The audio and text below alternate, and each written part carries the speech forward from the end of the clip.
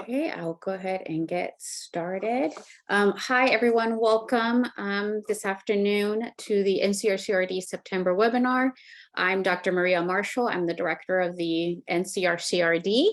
And as you know, we're always trying to bring partnerships together, whether it's across land-grant institutions or with our federal partners. So I'm very pleased to have this September webinar be the federal programs for rural entrepreneurs in the North Central region, and have our federal partners at Small Business Administration and USDA-Rural Development tell us all about the federal programs that are available to our stakeholders across the North Central region. Just a reminder again that the webinar is recorded. I think you'll enjoy this webinar. Now I'm just going to remind you that our October webinar is healthcare access among self-employed workers in non-metropolitan counties. And our speakers are going to be from ERS and tell us about some of the research that they've been doing on healthcare access. And with that, I'll send it on to Renee, who will be moderating our webinar today. Renee? Perfect. Thank you, Maria. My name is Renee Wyatt. I'm a research and extension specialist with the NCRCRD. I'll reiterate what Maria said. We are very excited to have our 4 panelists, guest speakers today. I'll go ahead around the room and let them introduce themselves, and then we'll jump into each agency's presentation. Following that, we have a few questions that we have prepared, and then we'll let the audience and attendees kind of jump in and get your questions answered as well. So if I could have Al introduce himself, that would be great. Good afternoon, everyone. My name is Al Haut. I'm the district director for the SBA office in North Dakota, serving all of North Dakota. Perfect. Thanks, Al. Eric, can you introduce yourself? I'm Eric Ness. I'm the Wisconsin district director. So doing the same thing Al does, except in Wisconsin.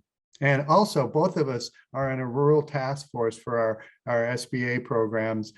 So we kind of monitor our regions to try to promote rural businesses. So we're real excited to be on. Well, that's great. Thank you both for joining. Joanne, can you introduce yourself? Sure. Good morning or good afternoon, everyone. I'm Joanne Scheel. I'm the business program director for rural development in Nebraska. And Al, I worked a lot with Wisconsin at one point too. So helped out that state for a while as well. Great. Thanks, Joanne. And last but not least, Randy, can you introduce yourself for us? Sure. Randy Monhemius. I'm a business program specialist in Ohio. Perfect. Thank you so much. And with that, I will let Eric and Al take over. They're going to give us a presentation on the Small Business Administration and some of their resources and programs and things like that. Take it over.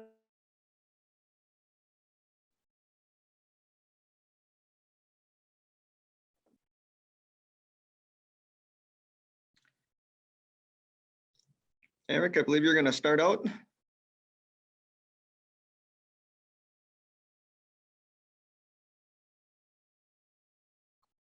There, I got myself unmuted and have the PowerPoint there too. So we're with the Small Business Administration, and let's see, we'll forward.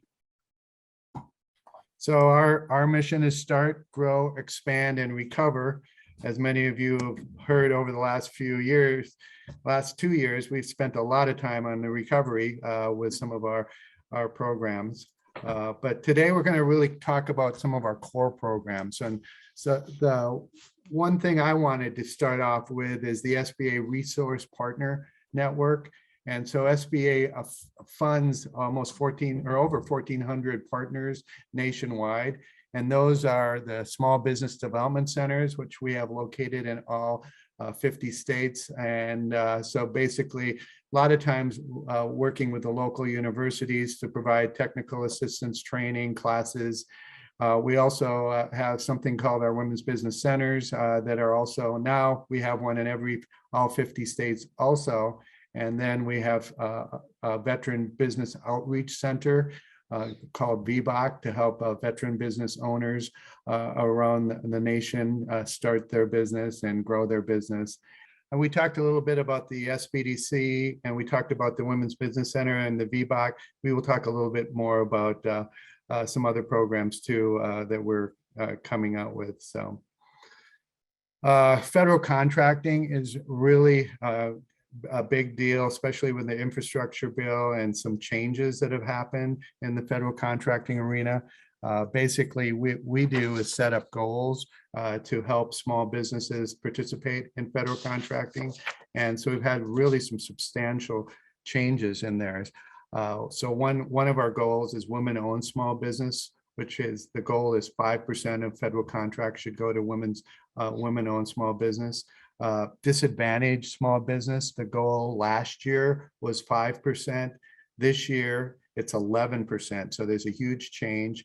And I think it's 2025, it's going to go up to 15%. So that includes small disadvantaged businesses. So economically and economically and socially disadvantaged businesses are in that category. I think this year we hit about 11%. So when we increase it by 4 more percent, it's going to, we are looking for a lot more small businesses in that area. Another area is hub zone, historically underutilized business zones, businesses, and we work with a lot of governor's offices on a rural initiative where we're actually looking at areas in the state that the governor can actually request to become hub zone. And so that gives advantages to businesses in the federal contracting arena. So, and the goal there is 3%. And then we have our service disabled, veteran-owned small business, and that goal is 3%. So those are kind of our goal areas that we work in the government contracting arena. We work a lot with our PTACs in the states to try to achieve some of those goals. So some great opportunities, especially with the new infrastructure bill. So yeah, we talk a little bit more about it, so you can kind of get into SBA.gov contracting. Of course, we're here to talk a little bit about that if you have questions too. So like we said, it's the government buys a lot of products, especially now with the big push on infrastructure. We are getting more and more involved, and we're seeing a lot more actually applications to be certified with some of the new goals that are going forward. But here is some of the goals that we kind of talked about. And as you see on the top, 23% of all prime government contracts are to go to small businesses. So kind of a laying out of what the goals look like. Okay, now I'm going to turn it over to Al. Thanks, Eric. So this is SBA's, I'll call it kind of our main program. We're known for our lending programs. And we have our Office of Capital Access that manages all of our loan programs. And it's just not the guaranteed loans that we're typically known for. There's a variety of different programs. We'll talk about a few of them, the SBA Guaranteed Loan, a 504 loan, et cetera. But we also have a couple of programs kind of on the periphery of lending, if you will. We do have a program for equity capitalist, private investors, where we have a small business investment program that allows an investment firm to leverage their dollars with some additional dollars from SBA that can increase their loan portfolio, their investment portfolio. And there's some very nice terms for those investors, as long as they're meeting goals for reaching out to eligible small businesses. We also have a research and development awards. This is actually where SBA manage a program for the federal government. I want to say there are 17, 18 different federal agencies that all participate in putting together grant funds to award to small businesses for a variety of projects. And SBA is charged with overseeing that program, and we provide funding for certain nonprofit or educational institutions to help small businesses apply for those R&D grants.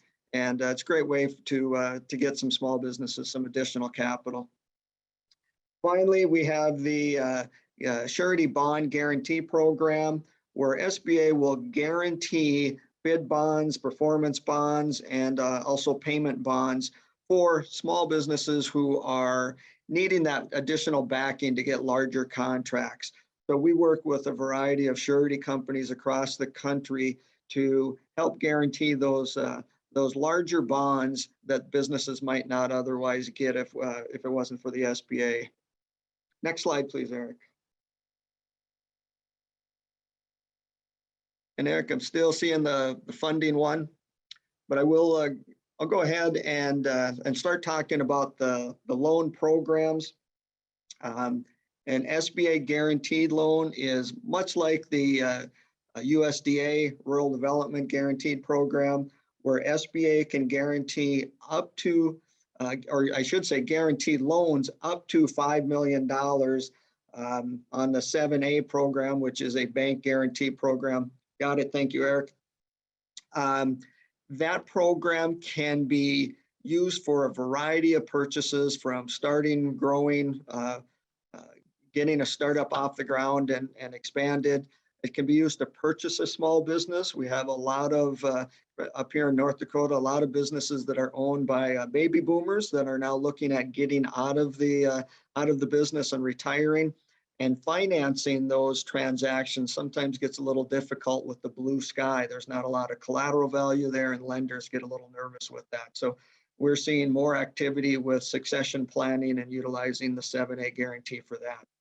We also use it, or we can guarantee loans for revolving lines of credit and also permanent working capital loans for day-to-day expenses. You know, we really finance the gamut from renovations, construction of new facilities, the inventory equipment, machinery purchases, and a couple specialized programs to help small businesses export in the form of a export line of credit program called the Export Working Capital Program and the International Trade Loan Program. And those are all guaranteed loans through a local bank. So the applicant business would approach a local lender about financing their business, and the lender would say, sounds like a reasonable deal, but it just doesn't quite fit our lending guidelines. So then we need to, the bank needs to have some credit enhancement, and then that can come in the form of an SBA guarantee. So what does that look like? Lenders will need to review financial information. And as Eric talked about earlier, our counseling assistance programs can do a very good job of working with applicants to help develop or fine tune their financial projections, their financial business plan, their loan proposal, et cetera. And then the applicant then can take that back to the lender and submit an application.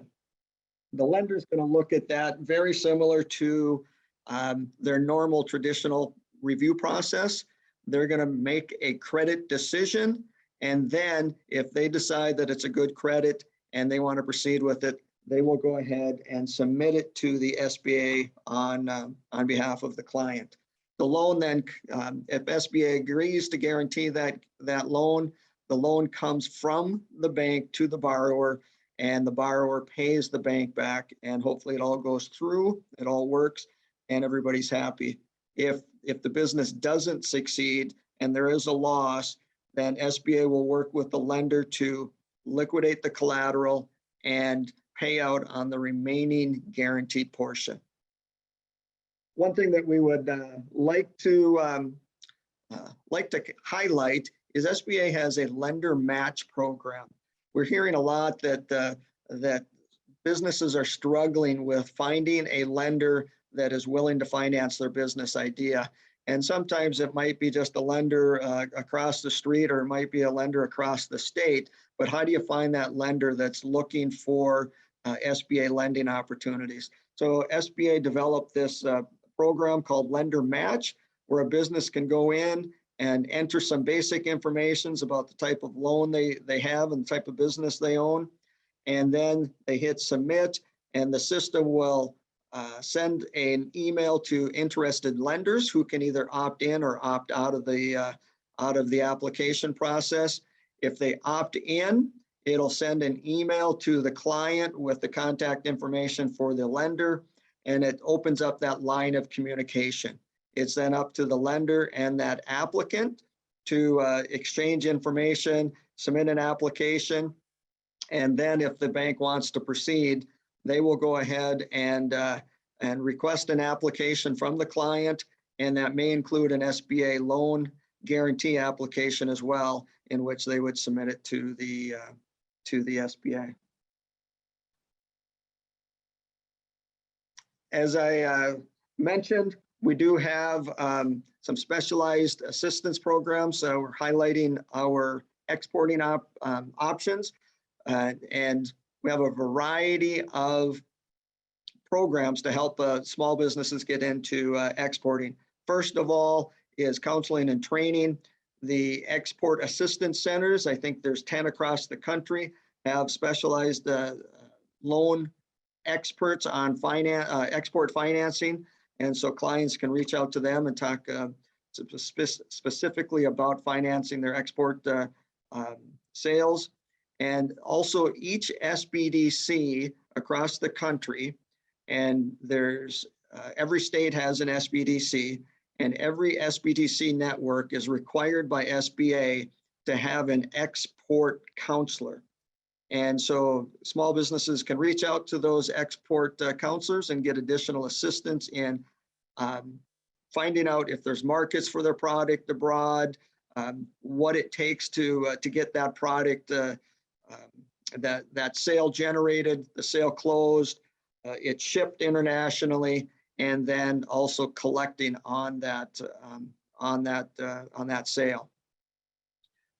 In addition to that, the counseling options, we also have a state trade expansion program called the STEP program, and SBA has provided grants to a number of local state resource providers who work with international trade, and we provide a grant to help those companies provide market research on behalf of small businesses, interested small businesses, in the hopes that we can match up some international buyers with these small businesses.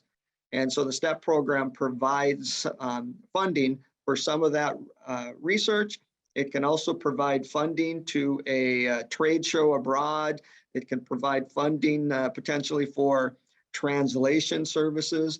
If a company has a website or printed material, but they need to send it to Japan for marketing purposes, but they need to have that translated, this STEP grant program can help pay for part of those translation services, if you will. So it's a great program, and it's a grant program, so it's free to the borrower. Finally, we do have the export funding. Again, they're guaranteed programs through local lenders, and Export Express loan for seasoned export lenders. Gives a quick turnaround, fast turnaround from an SBA guarantee standpoint, and allows the borrower to get funds readily and quickly. We also have the Export Working Capital Program, which finances up to $5 million for either inventory purchases that would be sold internationally, or if it's a post transaction, where we can finance a portion of the receivables that are generated as part of export sales. So Export Working Capital is a great program, and up to $5 million for working capital needs. Finally, the International Trade Program is a term loan, which can, and it's the advantage to that is that it's a little higher guarantee percentage. It goes up to a 90% guarantee. And with that program, we allow a business to get a guarantee through a local bank to, again, finance some proceeds that help them, one, either sell their product internationally, or two, help compete with companies that maybe are coming in, foreign companies that are coming into their market to generate their own sales. The International Trade Program can be used to help improve the overall systems, facilities, and working capital that a local company might need to better compete against a large foreign company. With that, I'll turn it back over to Eric. Great. So many of you have heard of our disaster program, especially the economic injury disaster loan that we use through the COVID programs, which has been completed and is in place and giving 30-year loans to the small businesses. But SBA also has disaster programs where if buildings or fixtures are destroyed or damaged, we can actually come in and do loans to businesses to restore their business. And actually, if it's in like a flooding area where it has flooded in the past, we can actually do part of our loans to actually move your business to a non-floodable area, or at least higher ground. So that's some of the programs we do. As you see the numbers, I mean, under disasters, 25% of businesses don't reopen. So that's why we really spend a lot of time trying to figure out how to help these businesses reopen or stay in business. And ways to collaborate. Of course, we talked a little bit about the resource partners. We've got the SCORE, the Small Business Development Centers, the Women's Business Centers, and the Veteran Business Outreach Centers that we talked about before. All people there to help work one-on-one with small businesses. And we find that as a really important way of moving forward, because a lot of times you can do a lot of stuff online, but when you can talk to somebody one-on-one, it seems to really help. So it's a really nice resource there. We actually host small business trainings on capital and contracting in person and online. Of course, coming off of COVID, you may have saw a lot of our online training, but we also do and are doing a lot more in-person training now. We direct our small business to sba.gov. So you got business guide to putting your business plan together. There's a learning platform where you can take classes 24/7 and find out what the local assistance and lender match is important that Al talked about. It's a lot of folks, and I know some of the northern counties in Wisconsin, there aren't banks, and to try to find a lender to do your loans is challenging. So we utilize lender match a lot. Naturally, signing up for SBA newsletter, I think, is important, so you can kind of see what's coming down the line so that you can apply for grants or see what things that are available in your area for nonprofits. Some of the grants for community organization is Community Navigator, and I really didn't talk a lot about it, but it's a really important product that actually came out after COVID.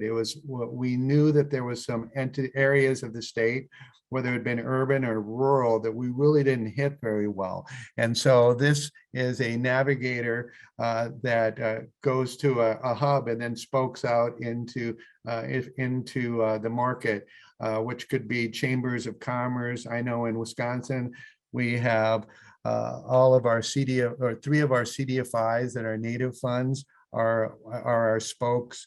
And basically the Great Lakes Intertribal Council is spoke, and some of the county economic development folks. And really what this is funds available to provide technical assistance to small business. Of course, we have our regional innovation clusters. I know in Milwaukee, we have our water council. And I know there's a number around the region that have received the innovation cluster. The FAST partnership is really to help our SBIR and STTR ecosystems to kind of provide technical assistance for folks that are putting applications in there. We have our growth acceleration fund competition, and then of course our partners. But this is why it's important to kind of get our newsletters so you know what's coming down that might work in your community. And with that, I'm going to turn it back over because we're through the SBA portion. So thank you. Perfect. Thank you, Eric and Al, for that great presentation. At this point, we'll go ahead and turn it over to Joanne and Randy so they can tell us a little bit more about USDA rural development. And I'll pull up our presentation here. Tell me when you can see it.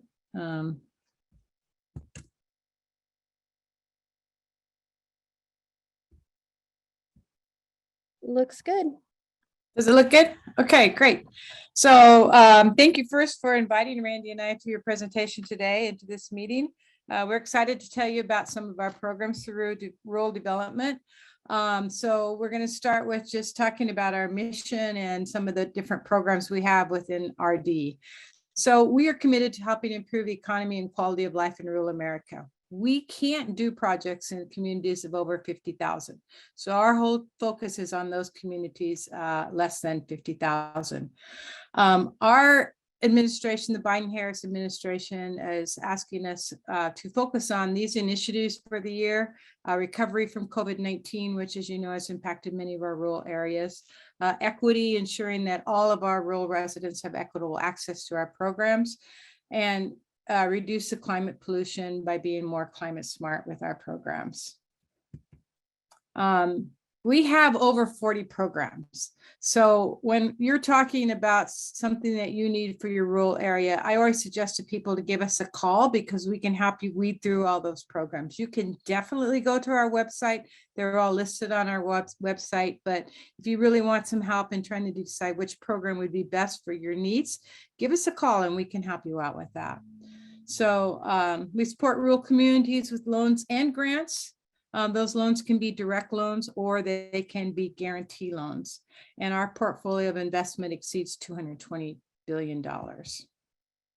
We're going to talk today about our rural business cooperative services programs. In addition to this, we have a housing program, we have community programs, and we have our rural utility services. But our focus today is just going to be on the rural, the business programs. This is a list of all of our business programs. And actually, there's a few more than this out there now that have come out in the last couple months. But basically, we have a guaranteed loan, much like what SBA was just describing. We have grant programs for our energy. Randy's going to talk about that in a bit. We have a value-added program for farmers, producers who are trying to add value to their products and sell them, whether it's at grocery stores, farmers markets, whatever. We also do revolving loan funds. Communities, and I always say resource providers, can apply for revolving loan funds. And so we have several of those programs as well. And then we have the Rural Business Development Grant that I'll talk about in a bit. These are some of the projects we can fund. The same as what Al and Eric talked about with guaranteed loans. We pretty much can do the very same thing. We can't do housing with our guarantee, our B&I guarantee loan. We do that through our housing program. The One RD loan initiative that we have. Again, Randy and Eric talked about a guaranteed loan, what a guaranteed loan does. Basically, the borrower goes to the lender comes to us and asks us for a guarantee. So we can guarantee things from standard businesses, but as you can also see, we have a guaranteed program in our water and wastewater program and our community facilities program. So the purpose of our loans is, again, to help rural communities, and any lender is eligible. We do not have a certified lender program for our guarantee loans. We can loan up to a maximum of $25 million on projects. That's at an 80% guarantee. And borrowers can be for-profit, nonprofit cooperatives, or federally recognized Indian tribes. We also have a food supply chain loan that, holy cow. So sorry.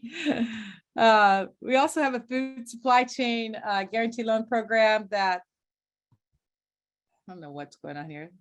That we are looking at to help expand access to food systems infrastructure.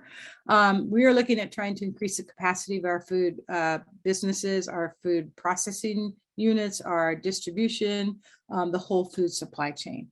So that is one of our guarantee programs. Now, the difference between that guarantee program and our standard guarantee program is that we can go up to $40 million on those programs, and we can help guarantee that for the lender at 80% or 90%. Sorry. I'm probably making you all very dizzy with this jumping around so much. So I don't know if it's flashing as fast for you as it is for me, but I want to talk about the Rural Business Development Grant as well. This is a grant program that we have state allocated funds for. Each state gets a certain amount of dollars. This is a program that a lot of our communities use here in Nebraska. A lot of our resource providers can use. And the purpose of this program is there's multiple things you can do with it. If you want to put on trainings for entrepreneurs, if you want to help build a incubator for entrepreneurs, the one word that has to be in your grant application for this particular program is that you're working with small and emerging businesses. There's no maximum grant amount, but in the state of Nebraska, and I know we're one of the lowest states, we only get $230,000 for the entire state. There's not a lot of money, but we try to do what we can with that funds to help the rural communities. So we've done several incubators, we've done several technical assistance grants that communities can use to either hire consultants and bring in for their businesses, work with their Main Street. So there's lots of good projects out there that this program can help address. And now I'm going to turn it over to Randy for the Rural Energy for America program and let him talk to you about our energy program. Thank you, Joanne. Will you advance the slides for me? Yes. I assume that that would be the best way to go. So first and foremost, this is the Rural Energy for America program. Most people know this as REAP. If you talk to anybody, they mention REAP, chances are this is what they're talking about. This is a program that provides a grant and loan guarantees for renewable energy systems and energy efficiency improvement projects. Next slide, please. So this is specifically for renewable energy and energy efficiency improvements. Got to make sure we have that improvement in there. So we have to have an energy audit on all of our energy efficiency improvements that looks at improving the existing system to make it more energy efficient. Renewable energy is simply development of renewable energy, solar, wind, geothermal, and so forth. The applicant does have to be an agriculture producer or a rural small for-profit business. So I want to stress that we are looking simply at for-profit businesses. We cannot do anything with nonprofits, municipalities, government bodies. Those are excluded from this program. So we are strictly looking at agriculture producers and rural small for-profit businesses.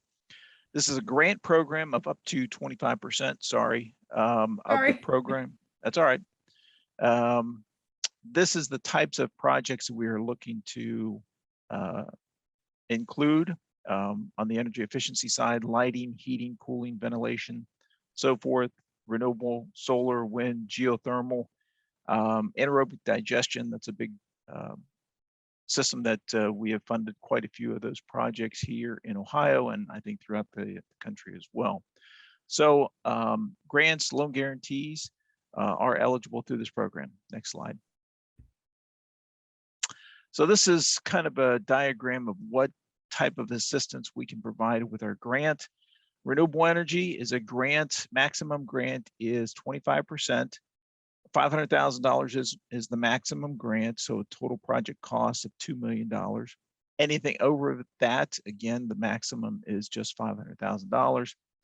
Energy efficiency improvements, maximum is $250,000 or $1 million project. Again, this looks at 25% of the eligible project costs.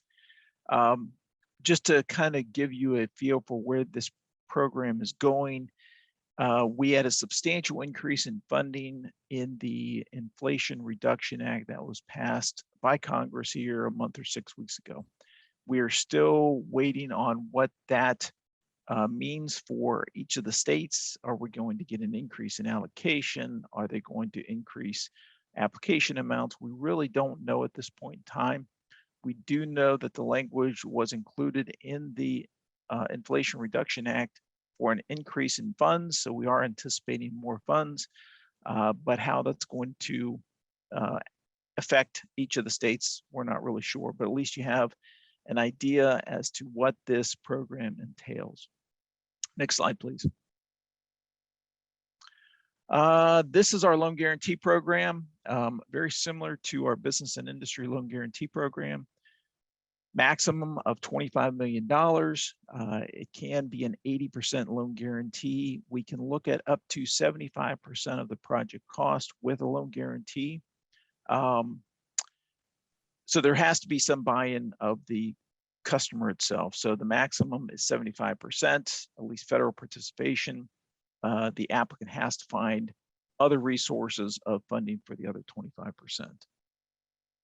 Next slide, please. Value-added producer grant. This is another grant that we can consider for an agricultural producer. So what we're looking for here is to help a producer, agricultural producer, add value to the crops that are grown or livestock that is raised on their farm. Best way to look at this is our examples. You know, we can provide working capital to a farmer who raises livestock and wants to add value maybe through the processing of that livestock and providing freezer beef or freezer pork or something of that nature to their customers. Maybe looking at developing a business plan for that farmer to maybe they have a fruit growing operation and they want to take that fruit and convert that to jams and jellies or cider or something of that nature. We can look at helping them with that business plan or feasibility study, or even provide funding for working capital, such as packaging, labor, possibly advertising. So that's really what that program entails, helping that grower add value to the product so they can sell it to the end user, and having more of that final dollar back in the pockets of the farmer. Next slide, thank you. Our agency does have a number of revolving loan fund programs available. Here are 4 of those that could possibly be used for revolving loan funds. Basically, we are taking funds, providing them to a third party. That third party in turn lends those funds to individual businesses. For example, the intermediary lending program, that is a maximum of $500,000. We make a low interest loan to a nonprofit. They in turn relend that to third parties, and then they pay that back to the nonprofit. And it allows these nonprofits to have additional funding for these small businesses. Maybe they have 5 businesses out there that can each use $100,000 a piece. This is a good program.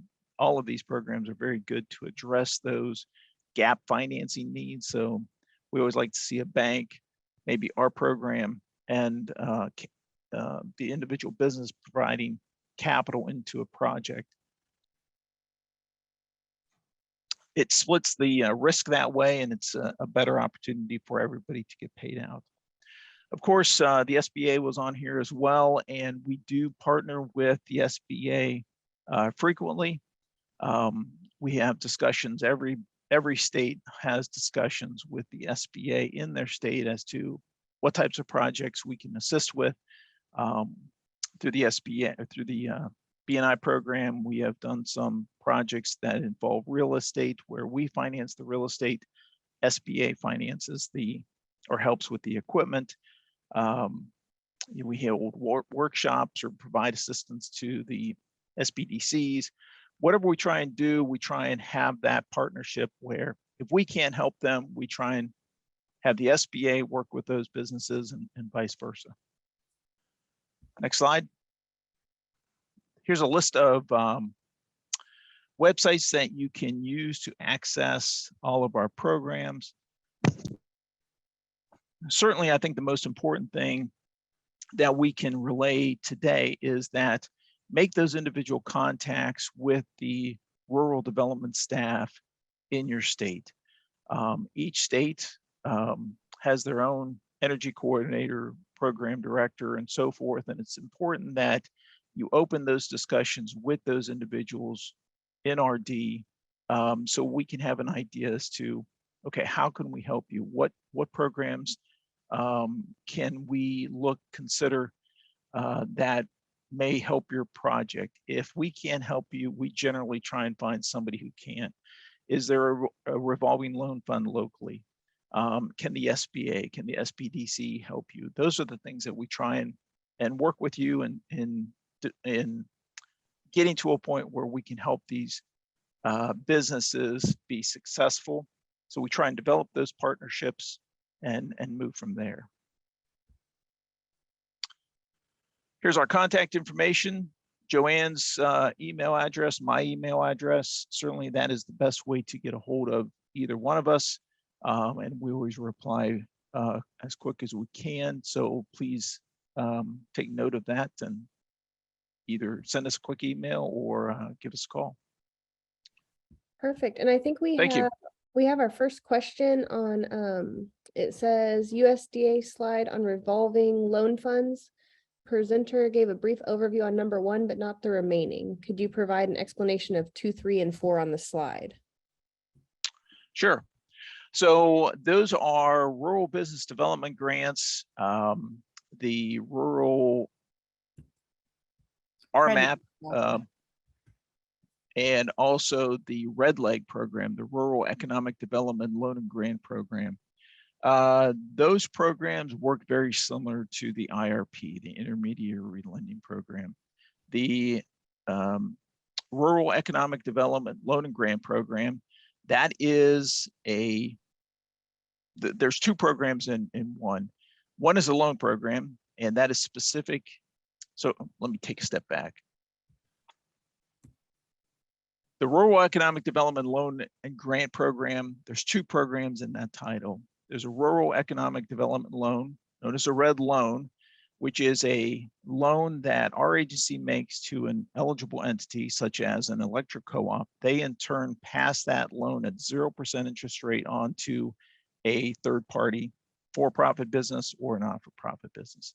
That is a one-time out, one-time back payment up to $2 million.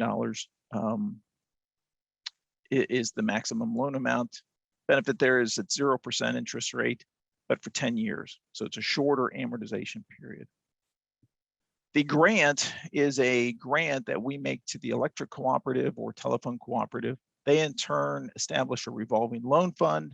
From that revolving loan fund, they can make loans to businesses, for-profit or not-for-profit businesses, but the grant is to establish a revolving loan fund. That initial loan from the grant is at 0% for up to 10 years. So it's a loan and grant program. They both essentially do the same thing, is to get additional capital out to these rural businesses. It is cheaper capital, but it is a very competitive program. The Micro Entrepreneurial Assistance Program is also a revolving loan fund. We provide funds to a not-for-profit business or possibly a municipality. They in turn relend those funds to third-party for-profit businesses. And then of course, the last one is the Rural Business Development Grant. That is a grant that again, we make to a not-for-profit business or to a municipality. They in turn will take those funds, establish a revolving loan fund, and then make loans to small emerging businesses in their community.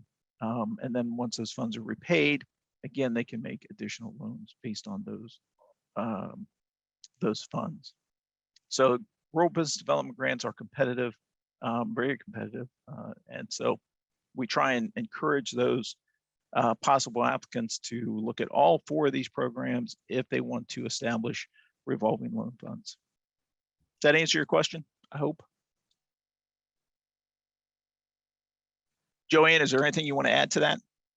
No, I think that pretty much sums it up. You know, as Randy said, the rural business is small and emerging, and the micro entrepreneur is for those micro entrepreneur businesses that are starting in your community. I see there's another question about the fertilizer expansion program. Yes, that is one of the new programs that we will have. We had originally heard that that was supposed to be announced in September. I think now I've heard that it's going to be announced sometime in October. We know a little bit about it. It will be a grant program that goes to fertilizer manufacturing facilities to help expand their facilities. So it could also go to a startup business. I'm guessing it will be run like the meat and poultry expansion program, which also came out this year as a grant program to help the meat and poultry industry. We assume the fertilizer program will be very similar to that. There's also a question I see regarding maximum grant available under the Rural Business Development Grants. So here in Ohio, generally every year we get more funds. And generally our funding is about 800,000. So in terms of the maximum grant, it's best to keep that under $100,000. That's where you gain the most points. And again, we try and divide these funds up as best we can through all of the overall of the applications we receive. Generally, we'll fund 8 or 9 applications a year, each one at the $175,000 to $100,000 level. And again, it just depends on what type of applications we get in. Again, keeping that under $100,000 maximizes your points. But again, we can look at projects larger than that, just depends on what it is and what they're trying to accomplish. For us in Nebraska, that's the program that we only get 230,000. So we're really envious of Ohio, by the way. We can't fund too many projects on 230,000, but about the same. Our grants are typically under 100,000 and try to help as many businesses as we can. In addition to the standard rural business development grant, there is a set aside for Native American. So those people or communities that are working with Native American groups, there are set aside funds for that the rules and regs are the very same. You can go into Native American groups and help them with business incubators, technical assistance to those small and emerging businesses, the small and emerging businesses in those areas. We did a business incubator on one of our Native American lands, and gosh, there's a little coffee shop in the town now. There's a couple of retail stores in the town. They're also putting in a laundromat. So really exciting to see how that one little building has now fostering 4 different businesses, and it's great to see that. So. Perfect. And I think you touched on this, Joanne. Did you read the chat to get that question? It says, do you have any observations about the support for tribal colleges and universities as 1994 land grant institutions? The tribal colleges can apply for the Native American RBDG grants as well. We've done several tribal colleges in that grant program. Some have purchased equipment. We have one of the tribal colleges now teaching welding, and then we help them through the grant program to purchase some of that equipment and also to hire a person to teach the class. So that program is a great program for tribal colleges and universities. That is our only set aside, right, Randy, for tribal colleges? Yes, you would know that better than I do. We do not have any of those tribal colleges, universities here in Ohio, so that is not something that I'm familiar with. Right. So that is our main one for tribal colleges, but it's a great program. That program is administered out of the national office, and so we don't have state set asides in that. And there, the maximum project can be, up to, gosh, we had one funded at 800,000. So, yeah. Well, that's great. Does that help, Phil?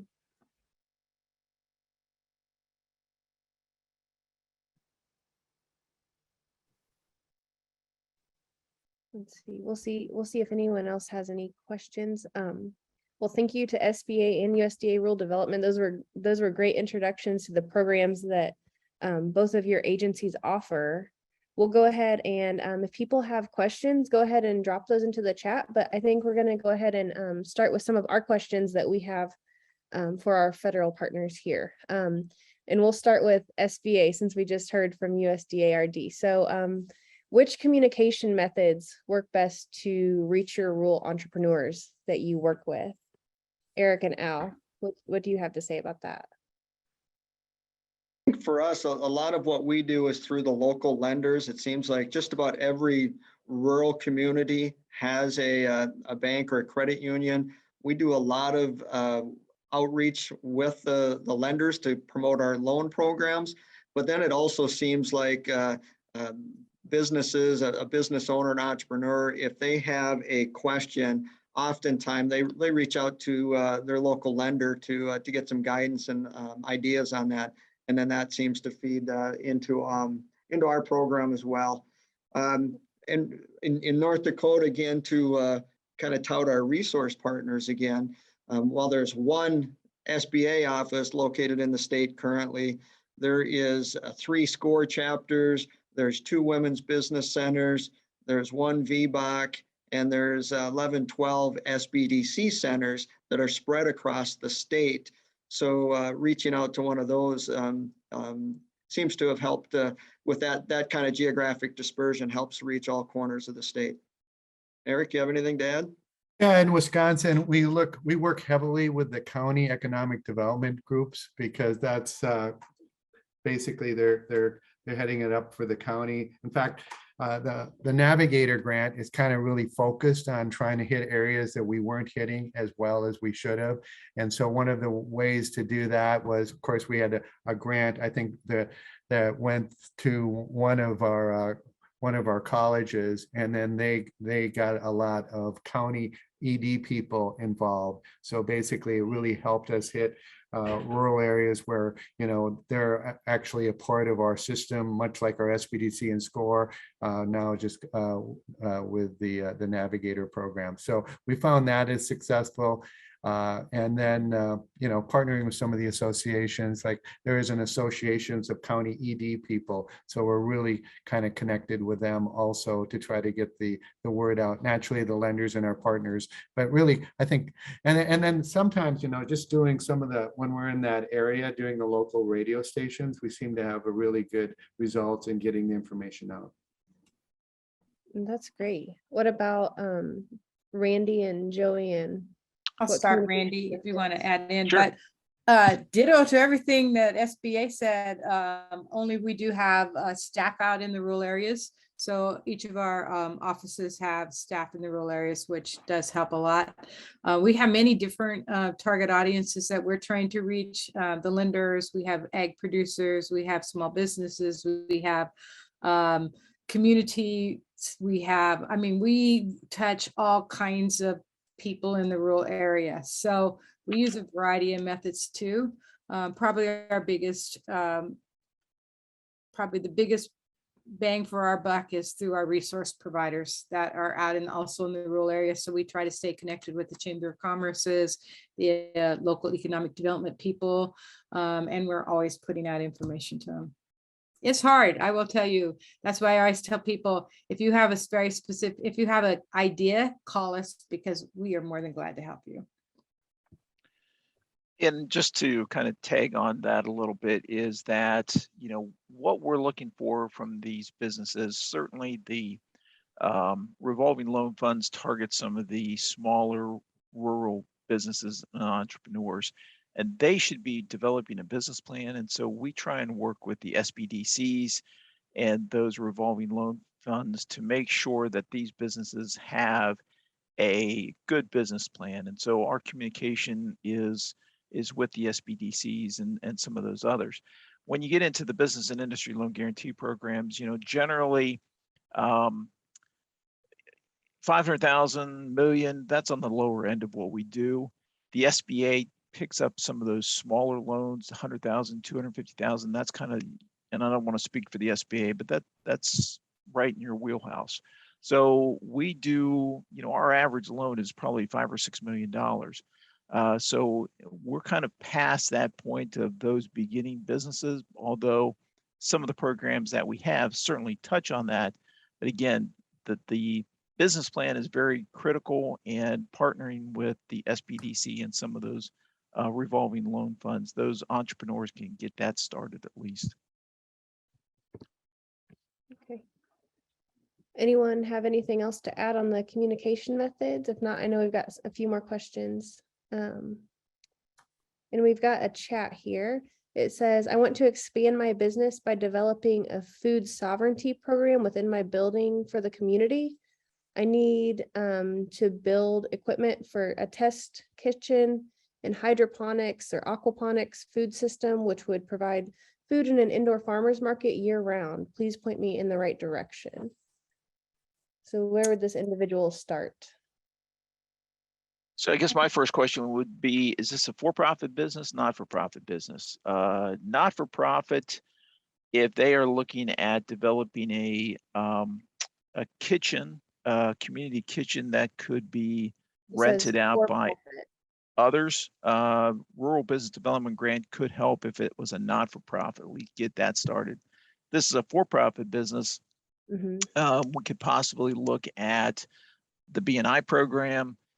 We could look at having them get some initial assistance through some of the revolving loan funds and so forth. So there are some opportunities there. If he is in business, if this person is in business already, we could also look at the value-added producer grant from a marketing standpoint or working capital standpoint or something of that nature, even a feasibility study.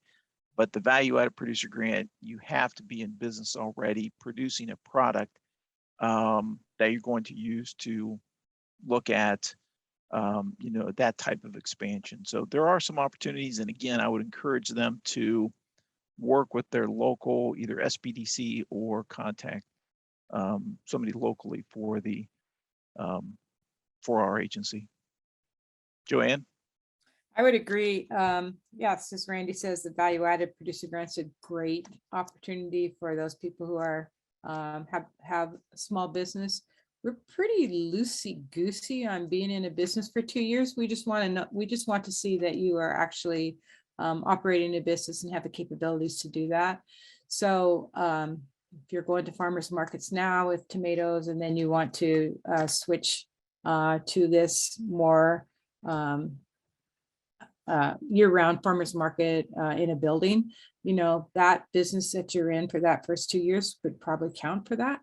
But we do try to work with you. I'm not sure what community you're in or what town you're in, but I would definitely call your local rural development office and talk to them about that. We're expecting the value-added producer grant to come out sometime between, it's a different time every year, but sometime between November and what do you think, Randy? January, February, something like that. So we can't do equipment on value added. So that's one thing we always tell people. We cannot do equipment with value added producer grant.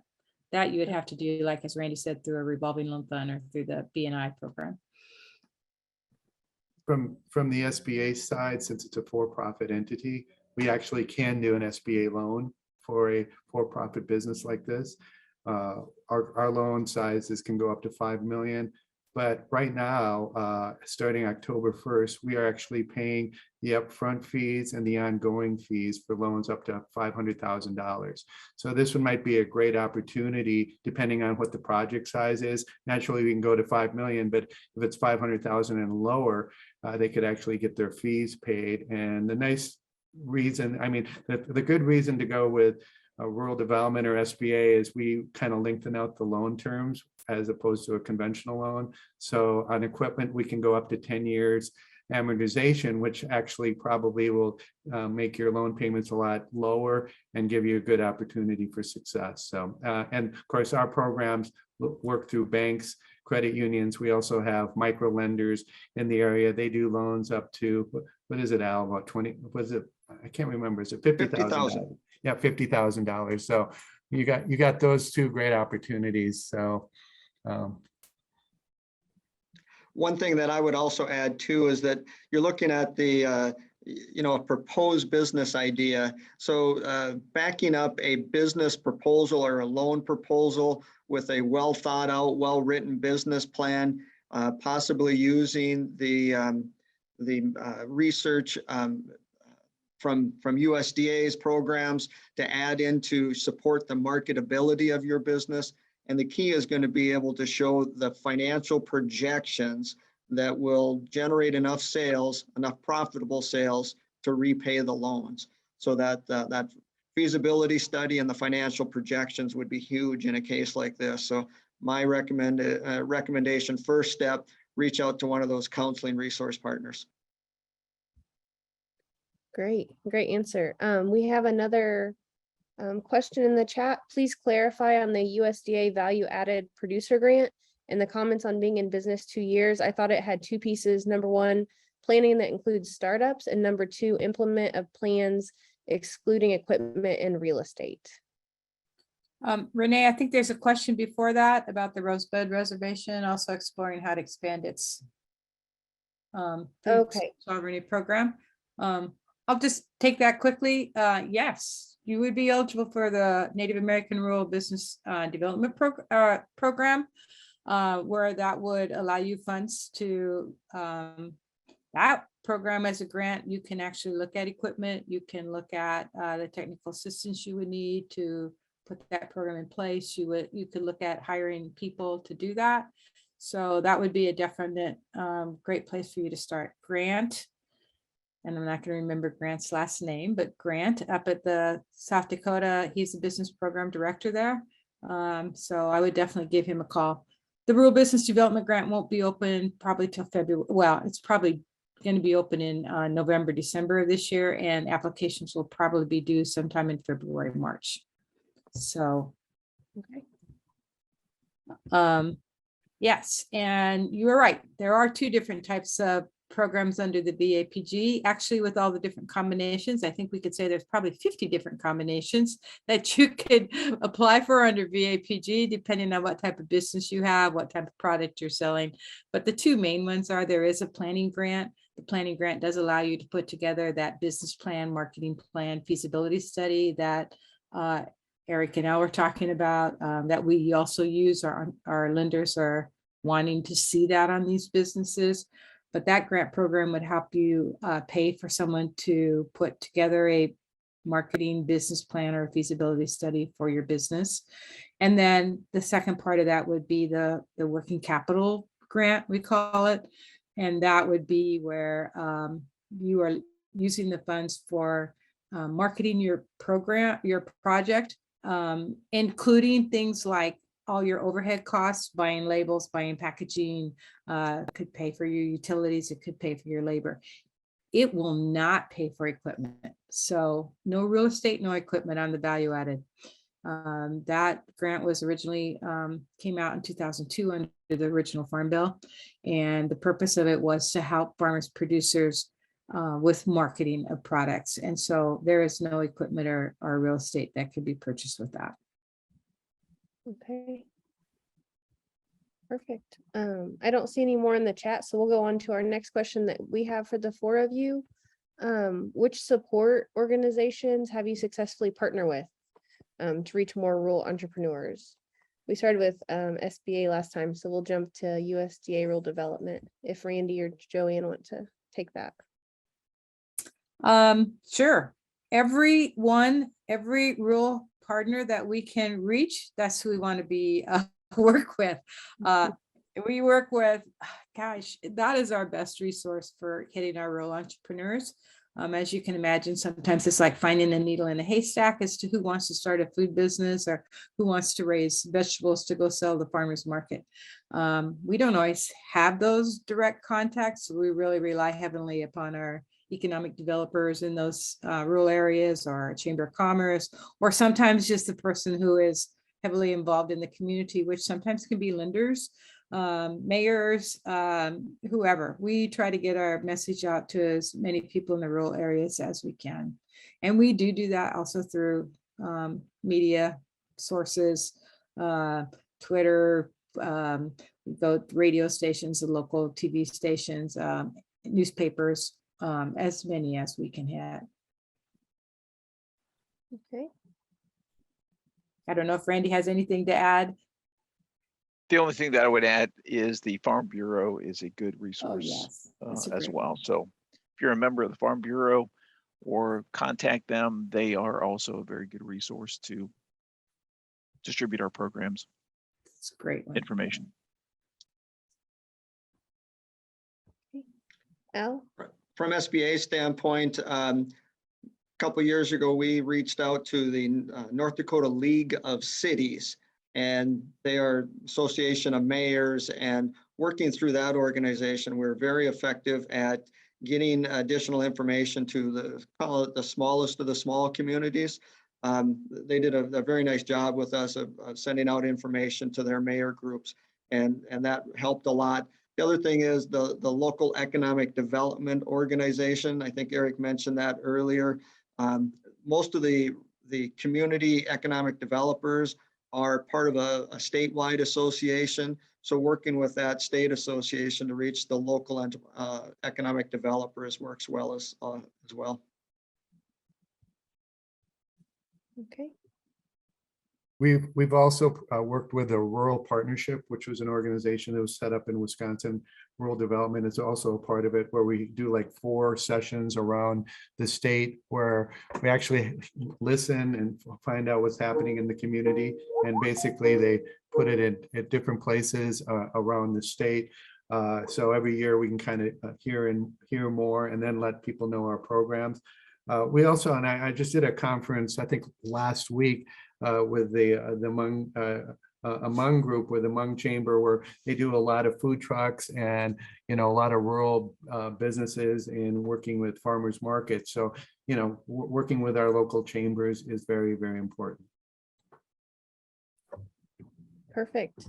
We do have a follow-up question on the USDA value added. So it says, please clarify when 2-year-old business is required for the USDA value added producer 50 options. Yeah, I'll take that. Yeah. So a 2-year business is required if you're applying for those working capital funds. So basically, if you have a, and I'm going to say basically, if you have a business and you're applying for working capital funds, then we do require that you've been in business for 2 years. But like I said, again, always check with your rural development office and let them know what you're doing. And so they can look at all your details more carefully than we can discuss here on a webinar. But that's the basic rule for us, is that, yeah, if you're going to apply for working capital funds, we just want to know that you're in business and that you already have been working on your business in order to get that grant funds. Okay, awesome. So for our participants, if you have more questions, keep putting those in the chat. We've got another question. What opportunities exist for rural entrepreneurs with the new infrastructure law? Does SBA want to start with that one? Yeah, I'll go ahead and start. I think there's a lot of opportunities with government contracting overall, but specifically with this infrastructure law is just it's a lot of money going into the infrastructure side of things. So the time is now, right? There's some urgency to get involved in the process. And if you're interested in doing government contracting, you should be in a couple different databases for doing government contracting. SAM.gov, which is a system for award management, and all of the government contractors need to be registered there. For me, the first place that I would start, most states have a procurement technical assistance center, PTAC, and they provide free one-on-one guidance for businesses who want to get into government contracting. There's limited, most of their services are free, and otherwise they're subsidized. They're actually funded by the Department of Defense, but SBA works really closely with them on helping get small businesses, the smallest of the small, some access to those government contracts. I think also taking a look at what you qualify for and certifications, because what you're wanting to do is put your best foot forward. And if you qualify for certification, if you're a woman-owned business, if you're in a hub zone, historical underutilized business zones, there is a lot of rural areas. Naturally, all tribal lands are hub zone for permanently. So depending on where your business is located, or some of the certifications like service disabled veteran or small disadvantaged business, take advantage of those. You know, I think that the time to get those certifications for sure is now, and so that you're in a good position. So when things come available, you know, you're in a good position to be able to do that. And also DOT has the Department of Transportation has the DBE program, so you might want to take a look at that. So, and the PTAX can help you with that also. Perfect. USDA rural development. So the infrastructure law for rural development probably mostly affects the RUS, the Rural Utilities Services, with their Reconnect program. The Reconnect program is the program that is putting in fiber optics lines and for better connections. So that's probably where we see the most impact for the infrastructure law. Now, I don't know if you've asked a question about the new Inflation Reduction Act law, or if you have that in there, Renee, but that's the one that's going to have the most impact for us as rural development, our rural development programs. That law will allow us to have like almost 4 times as much money in our REAP program.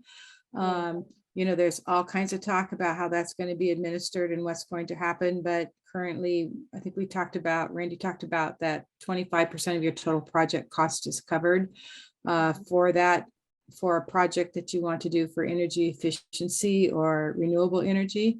It sounds like that's going to go up to 50%, which is a great deal, a great way to incentivize people to really go out there and look at their facilities and to see how they can make energy improvements.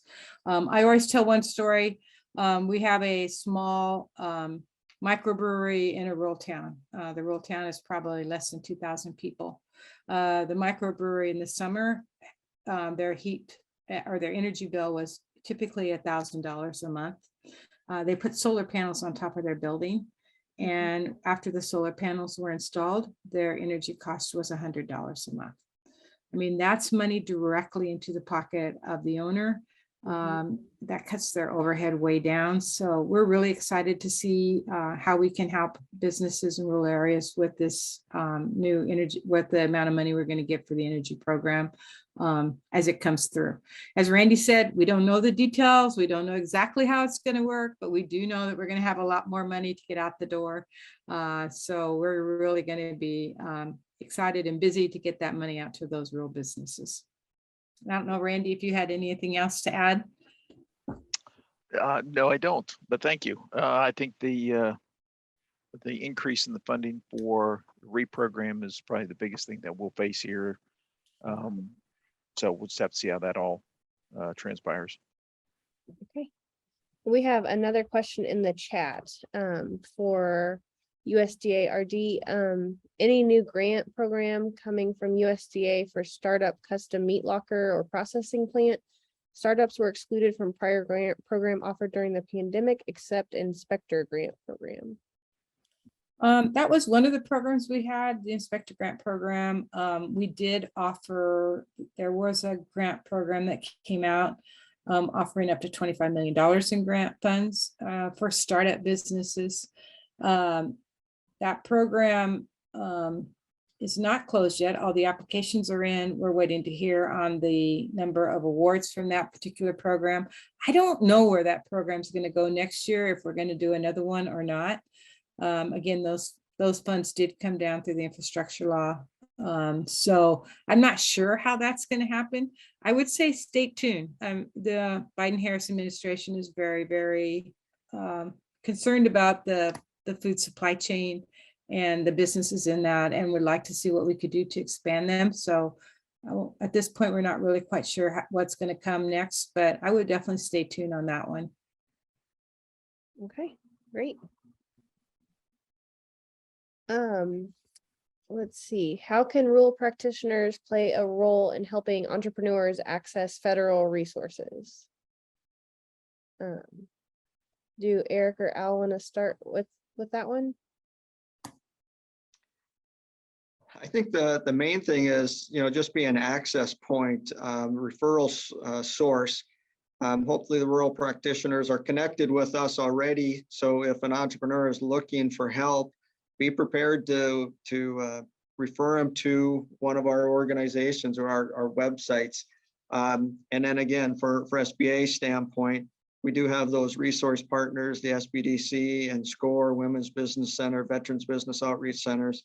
that provide a pretty good geographical coverage across most states. So trying to be aware of those organizations and just being a referral source for us would be great, be very helpful. And we do have some micro lenders that are out in rural areas, and they can provide, small amount of loans, but also technical assistance. It's kind of a great program. Actually works well with the rural development micro loan program. So, I mean, that program is out there and available too. So, and we have a prime grant program, which where nonprofits can kind of work with us to provide technical assistance. Okay. Randy or Joanne? So just from our standpoint, I think we covered most of this already, just from the standpoint that, whoever our partners are that we're working with, that's who we're going to try and get the information out regarding our programs. If the individual wants to contact us directly, we'll try and guide them in whatever fashion we can to get the project started. And sometimes the best thing we can do is tell them, no, this is not something that either we can work with, or that you need to work with the SBDC or somebody to get your project organized. And then once it's organized, come back to us and we'll see what we can do to help you out. Okay. I would just mention one other thing for both SBA and ourselves. If you have a community and you're working and you have a lot of these entrepreneurs and you want to schedule a meeting and have either of us be, or both of us be speakers at your meeting, gosh, we love that. That gives us an opportunity to get in front of a bunch of people, who's in your community and who may need some help and assistance. And we're more than glad to do that. And thank goodness for Zoom and for Teams and abilities like that, that we can basically be at any meeting, anytime. So that's a great way to help us out. That's a great point. Let's see. So Joanne and Randy, we'll start with you this time. What opportunities exist for rural development practitioners and entrepreneurial support organizations to help rural entrepreneurs? I think we've kind of touched on this a bit. You have anything else to add though? I really don't, unfortunately. I wish I did, but I think we kind of hit upon all of the resources that are out there for entrepreneurs to get started. And certainly, again, our contact information is available too. So, they can always contact us directly if need be. Okay. Right. And anytime that you are, if you know that you have some value-added people, or if you have some small business that need loans, or whatever your needs are, we're more than glad to send you out some of our fact sheets or some of our brochures to your community, so that you can pass those out and give people direct contact information back to us, so that we can talk to them. Okay. Alan, Eric, do you have anything to add? One thing we're kind of pushing right now, especially for CDFIs that are out there that would actually want to be an SBA lender. We are giving them an opportunity to do community advantage. We would actually guarantee their loans. I think it's up to like, what is it, Al, 350,000 or something of that sort. And so basically it's an opportunity for CDFIs to be able to get that guarantee and provide those longer terms. Naturally, we're always looking for micro lenders. The nice thing about our micro program is we take a look at your outstanding balance of micro loans at the end of the year, and we can grant 20 to 25% of that back to your organization to provide technical assistance. So that's been a pretty successful program. Wow. One thing I would just add is, like Joan mentioned earlier, about arranging speaking events. If there's an event in a rural community, by all means, we're all standing at the ready to come out and help share our information if we're given the opportunity. But to expand on that just a little bit, there's an organization in North Dakota that's in a rural community, and they have an incubator, an office for the day type of a situation. And they've collaborated with our Small Business Development Center to have one of the SBDC advisors on site. I think it's 2 days a month, every other week. They go out for a day. The local entity helps coordinate some of the meetings, but the SBDC person is there just to help provide that support, is there for walk-ins. And then they have meetings scheduled throughout the day, either with local lenders, business owners, et cetera. And so if there's an opportunity for a rural practitioner as such, a rural community, to provide that extra support, that extra host for the day, creates a lot of opportunities for your community and for SBA. That's great. I think we have one more question that we drafted. And then once again, if anyone has any questions, please feel free to put those in the chat. We've got about 5 minutes left here. So some rural small business owners are hesitant to accept government assistance or take on debt. How can rural practitioners overcome this cultural mindset? What tips do all of you have for that? Well, first of all, our resource providers are, by nature of the government contract that they get from SBA, they have to provide free assistance to local entrepreneurs. So, it's not always, you're not always getting government debt. And this isn't necessarily even assistance directly from the SBA, from the federal government, right? We provide funding to the local resources to do the individual one-on-one business advising. So it is kind of that mindset. I know in North Dakota, we talk a lot about, we're a proud Midwestern folks, and we don't want to admit that we need help.